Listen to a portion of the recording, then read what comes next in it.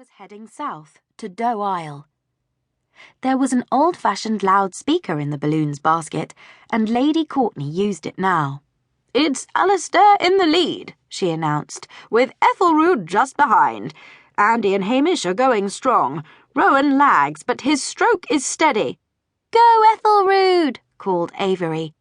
"And look, fairies! The school of dolphins is helping them along.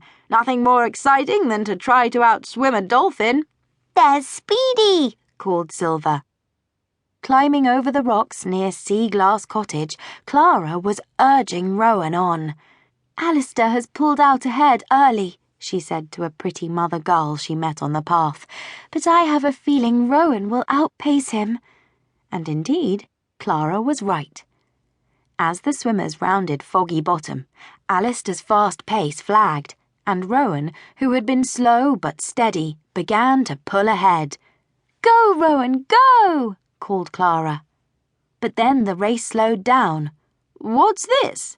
said Lady Courtney through her loudspeaker. "Are those mermaids in the water? They promised Queen Mab they would not disturb the swimmers."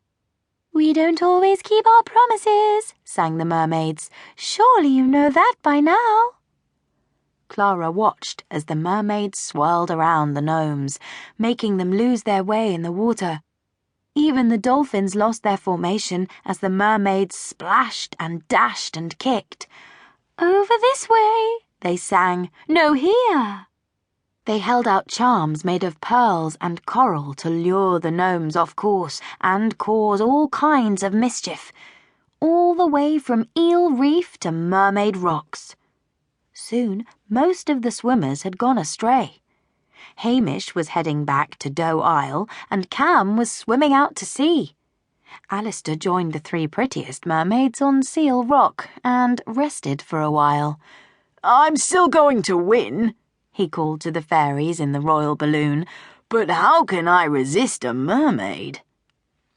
The one gnome who was not bothered by the mermaids was Rowan. His strong, steady stroke took him easily past Mermaid Rocks towards the sand beds of Heart Island. Clara was sure he would win the race and take the gold prize. But then he too stopped swimming suddenly and started treading water. "What is he doing?" Clara said as she strained her eyes to watch him from the shore. "Have the mermaids enchanted him too?"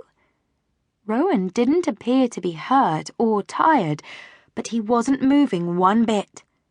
And now that the mermaids had grown bored with them, the other gnomes were once again on course.